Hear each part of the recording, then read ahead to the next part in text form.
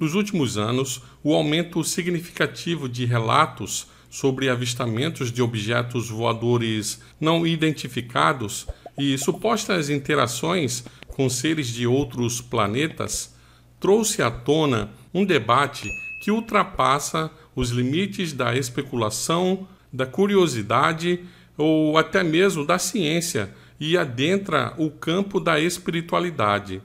Enquanto alguns veem esses fenômenos como meras ilusões ou fraudes, há quem acredite que essas manifestações sejam reais e carreguem implicações profundas para a humanidade. E governos ao redor do mundo têm admitido que fenômenos aéreos não identificados são reais. Em 2020, o Pentágono nos Estados Unidos desclassificou e divulgou vídeos captados por pilotos da Marinha mostrando objetos de comportamento inexplicável. Relatórios oficiais, como o produzido pelo Escritório do Diretor de Inteligência Nacional dos Estados Unidos, em 2021, reconhecem que, embora muitos avistamentos possam ter explicações convencionais do mundo real, uma parte significativa permanece sem respostas concretas. Esses relatos não vêm apenas de civis, mas pilotos experientes e oficiais militares descrevem objetos que desafiam as leis da física, mudando de direção abruptamente e alcançando velocidades que nenhuma tecnologia humana conhecida é capaz de atingir. Essa transparência, ainda que limitada, fortalece a ideia de que estamos diante de um fenômeno real e não de simples ficção. O cientista Walter Feit, também pastor adventista, conta ter visto um fenômeno como esse quando estava num restaurante e todas as pessoas ali presenciaram o ocorrido. Agora, em paralelo aos avistamentos, há um número crescente de pessoas, muitas delas autoridades espiritualistas, que afirmam se comunicar telepaticamente com seres de outros planetas. Esses relatos, embora variados, possuem elementos comuns. Os supostos seres extraterrestres são apresentados como entidades benevolentes que desejam ajudar a humanidade. Eles discutem questões ambientais, oferecem conselhos espirituais e alertam sobre os perigos da guerra e da destruição ecológica, como isso afetará o destino do planeta. No entanto, à luz da Bíblia, esses mensageiros do bem levantam questionamentos sérios, por isso devemos analisar o caso com muito critério. Seriam realmente seres altruístas ou poderiam ser anjos caídos, como os descritos em Apocalipse 12? A Bíblia narra a queda de Satanás e os anjos que se juntaram a ele na rebelião que houve no céu, junto com o grande enganador. Será que esses relatos modernos não poderiam ser um reflexo desse engano, travestido de luz e boas intenções, quando na verdade ser um engodo para conduzir as almas para o lago de fogo? Porque, segundo o espírito de profecia, anjos caídos vão aparecer para enganar as pessoas e, como eles não são bobinhos, como muitos pensam, eles não vão aparecer dizendo que são anjos rebeldes, que foram expulsos do céu. Não. Mas assim como Eva, que estava preparada para resistir a um anjo, mas viu uma serpente, logo o animal que ela mais gostava, assim também esses anjos agora farão o mesmo. Virão falando de paz, amor, união, e uma vez conquistada a confiança das pessoas, destilarão o seu veneno, o engano mortal da serpente. A ideia de que esses fenômenos são reais carrega implicações éticas e espirituais profundas. Se são manifestações de anjos caídos, então estamos lidando com algo muito sério, algo muito pior, que vai além do plano físico. A tentativa de seres supostamente superiores de influenciar a humanidade por meio de mensagens telepáticas ou avistamentos espetaculares pode ser interpretada como uma estratégia para desviar a atenção das verdades bíblicas e promover confusão espiritual, desviando as pessoas do verdadeiro foco que todos devem manter agora: a terrível crise do clima e a solução proposta por Roma, o dia do descanso dominical. Essa deve ser a nossa preocupação. Do ponto de vista ético, governos e organizações têm enfrentado o dilema de revelar ou ocultar tais informações. Muitos acreditam que a humanidade não está preparada para lidar com a verdade, seja ela qual for. Mas, para os cristãos, a questão vai além da ciência e da política. Trata-se de reconhecer que, assim como nos dias de Noé, a humanidade pode estar sendo distraída por um grande engano, e como o pescador lança a isca e o peixe incauto pensa ser aquela uma grande vantagem para ele, quando na realidade é a sua morte. E os relatos não são isolados. Pessoas de diversas culturas e regiões, muitas sem contato entre si, descrevem fenômenos semelhantes. Desde as luzes de Fênix, em 1997, nos Estados Unidos, um dos eventos mais documentados da história moderna, até avistamentos recentes aqui mesmo na América Latina, os padrões observados são consistentes e intrigantes. E, como cristãos, a postura de simplesmente descartar esses eventos como meros casos de embustes ou delírios de pessoas que querem destaque não é prudente e pode até ser perigoso. A palavra de Deus nos chama a vigiar e discernir os sinais dos tempos.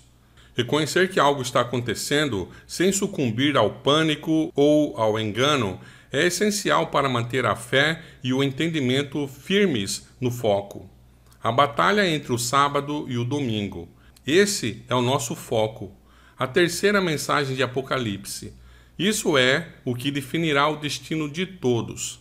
Vivemos numa era de avanços tecnológicos e espirituais simultâneos, mas também de muita confusão e engano. Jesus mesmo disse que, no final, haveria tanto engano que, se fosse possível, até os escolhidos seriam enganados. Agora, se Jesus mesmo disse isso, imagine o quanto engano haverá. Para muitos, os fenômenos relacionados a esses eventos e seres extraterrestres são fascinantes e aguçam a curiosidade. Para outros, esses fenômenos são muito alarmantes. No entanto, à luz da Bíblia, precisamos manter o devido discernimento para não incorrer em fanatismo nem em distrações. Não é hora de ignorar os sinais ou desconsiderar os relatos. Como seguidores de Cristo, somos chamados a examinar as coisas e reter o que é bom. E, acima de tudo, permanecer ancorados na verdade da palavra de Deus. Afinal, Satanás pode se disfarçar de anjo de luz, e isso é o que ele vai fazer agora no final. E o mundo todo, a terra toda, será envolvida no engano. É assim que está escrito no livro de Apocalipse 13. Por isso, a maioria vai se perder. Então, devemos nos esforçar para estar entre a minoria, não na maioria, porque o povo de Deus sempre foi a minoria. Quem esteve do lado da verdade sempre foi a minoria. Quando ainda não existia internet disponível para as pessoas, era muito comum o compartilhamento de literaturas, livros, revistas ou apostilas que alguns irmãos envolvidos com a causa se esforçavam por obter conhecimento e divulgar entre os irmãos.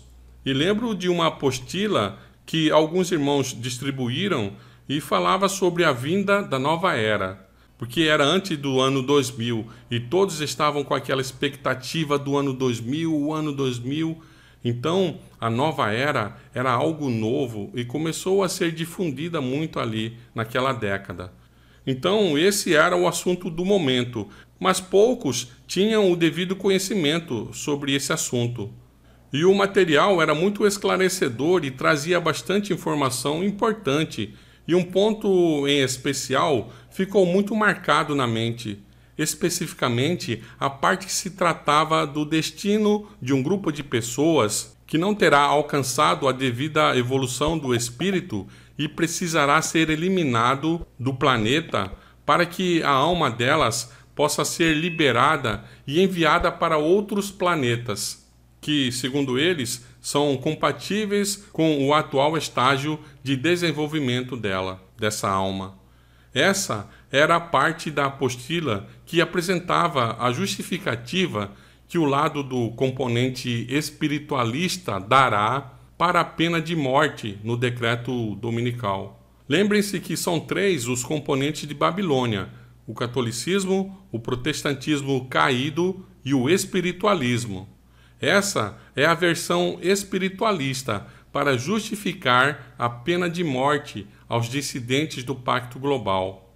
Agora, é muito interessante ver que, dentre esses casos de comunicação com supostos seres de outros planetas que temos visto na internet, num podcast desses aí da vida, uma certa convidada disse receber mensagens de irmãos de várias constelações, e os de Aldebaran disseram que estão muito preocupados com a situação em nosso planeta e querem oferecer ajuda aos humanos, porque o planeta passará, em menos de 10 anos, por um solene período de transição de um mundo de provas para um mundo de regeneração.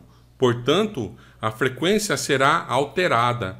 Só que existe um grupo de pessoas que não está num estágio maduro de evolução e estão atrapalhando a implantação dessa nova fase aqui no nosso planeta. É um grupo que recusa a se reencarnar para fazer esse processo de reciclagem evolutiva e estar na mesma frequência com os demais. Esses são os que estão em trevas, segundo eles dizem, e essa alteração da frequência vibracional do planeta será um grande incômodo para esse grupo de seres, pois a energia do planeta não será compatível com o atual estágio em que se encontram e não vai combinar com a energia deles. Por isso, eles precisam ser migrados para outros mundos, outros planetas compatíveis com o nível evolutivo que eles se encontram, e isso como um ato de misericórdia de Deus para com eles. E quem vai fazer esse trabalho, essa operação, será Miguel Arcanjo. Bem, é claro que nosso destino não será pautado pelo que eles dizem, graças a Deus. Nós temos informações suficientes e privilegiadas, mas é interessante ver como os anjos caídos enganam e invertem as coisas. Essa é a tática de Lúcifer. Usou isso lá no céu, acusou os anjos fiéis de estarem a fazer a obra que ele mesmo estava fazendo. Os guardadores dos mandamentos de Deus serão acusados de estarem a fazer coisas que, na realidade, os acusadores deles é que estão fazendo. Quando esses supostos seres de outros mundos dizem que os que não acreditam na reencarnação estão em trevas, eles estão a enganar as pessoas, pois, na realidade, elas é que estarão em trevas, se derem crédito a essas palavras deles, porque eles sim, eles é que estão em trevas.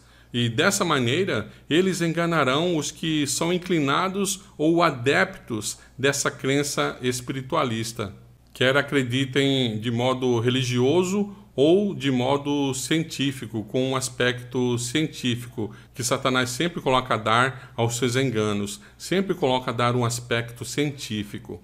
Assim, os anjos de Satanás enganarão as pessoas que pertencem aos 3 elementos que compõem Babilônia: o catolicismo, o protestantismo caído e o espiritualismo. Mas esses são aqueles que não receberam o amor da verdade. Por isso, será enviado a operação do erro para que eles sejam enganados, como está em 2 Tessalonicenses 2, 9 a 11. Agora, com relação à intenção de eliminar os guardadores do sábado da face da terra, nós podemos falar que o catolicismo, qualquer um pode ver isso na história, como ele tratou os que ousavam pensar diferente. Ele não tem escrúpulos, não admite discordância. Já no protestantismo apostatado, é visível ver o ódio que muitos deles têm para com os adventistas. Ódio esse implantado pelos da ordem militar católica, que se infiltraram no protestantismo. E o terceiro componente, o espiritualismo, apresenta então a sua versão para justificar os motivos para a eliminação dos dissidentes da lei dominical. Dessa maneira, os três componentes que fazem parte de Babilônia estarão municiados e motivados para a aplicação de uma lei cuja pena será morte aos dissidentes do Pacto Global, o descanso dominical.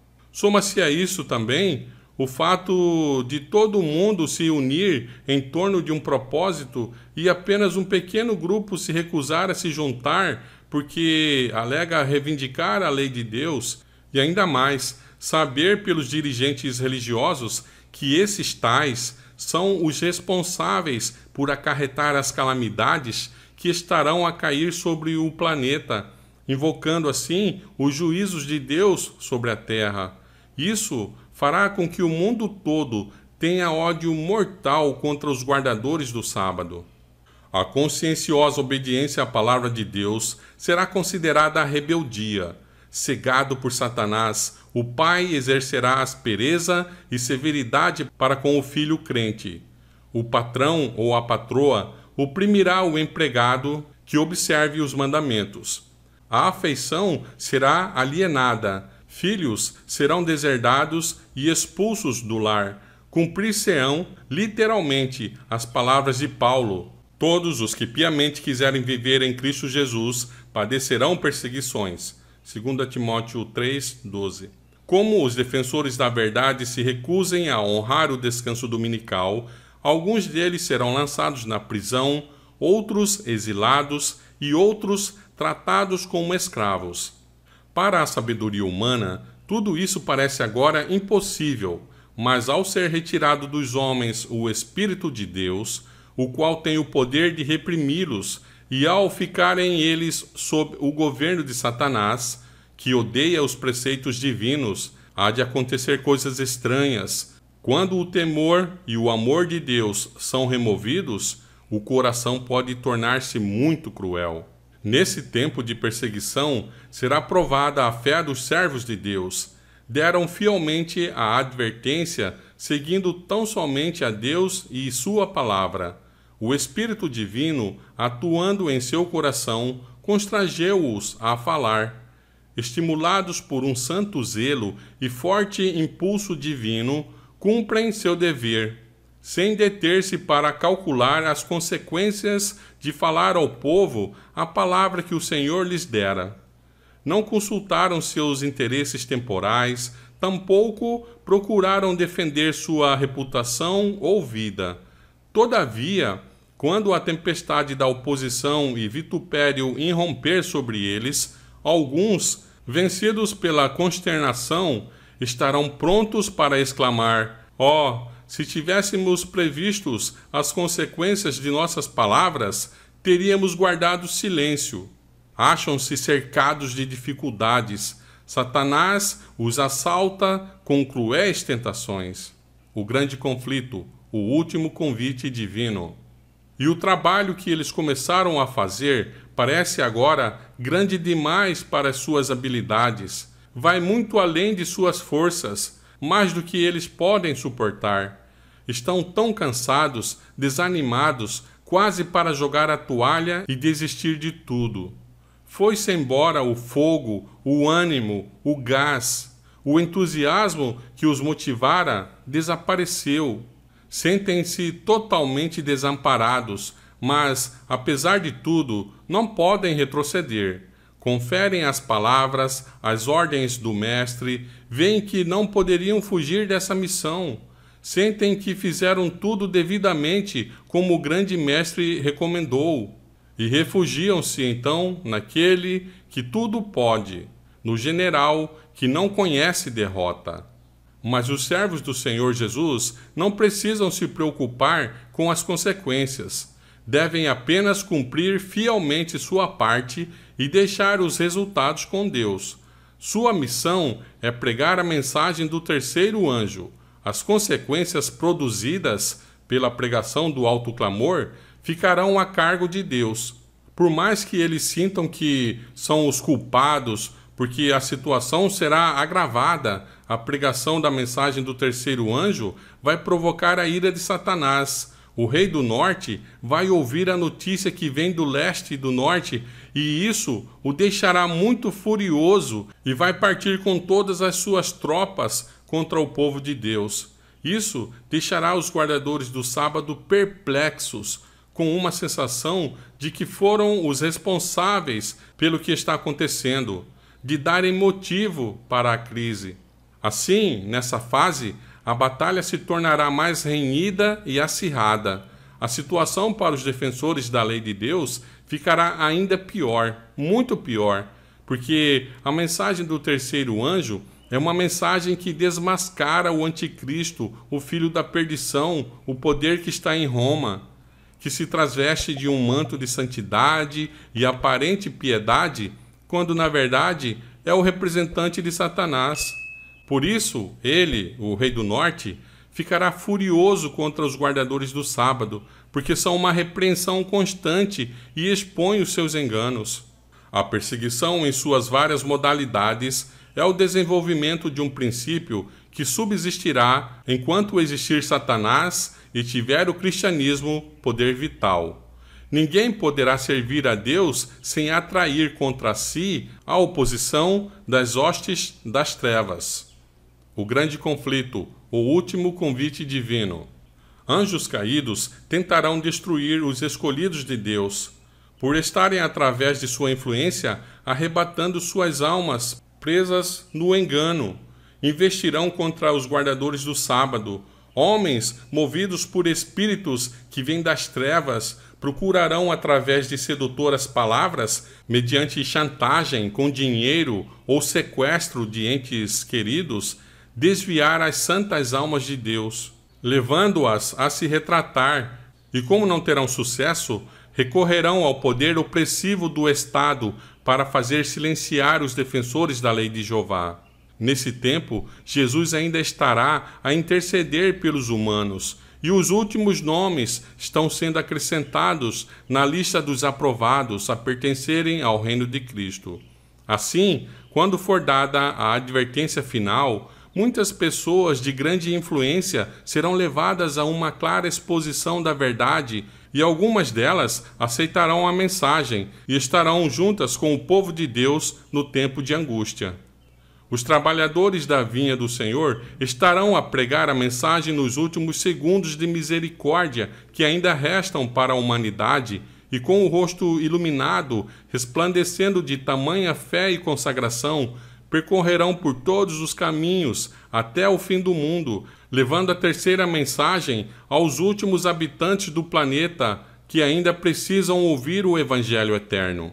A mensagem será pregada com todo o poder, e não será menos do que foi no Pentecostes, e milagres e prodígios acompanharão os fiéis. Pessoas serão curadas. O poder que acompanha esse movimento é o mesmo que deu origem ao cristianismo e agora agirá para concluir a obra iniciada pelos discípulos de Cristo. Nesse tempo, Satanás também estará a operar milagres através de seus agentes. Por isso, sinais e maravilhas não são prova de veracidade, mas sim a lei e o testemunho. E o povo de Deus pregará a mensagem em todo o canto do planeta com grande poder, e a mensagem do Evangelho eterno agora é vista no seu devido prisma.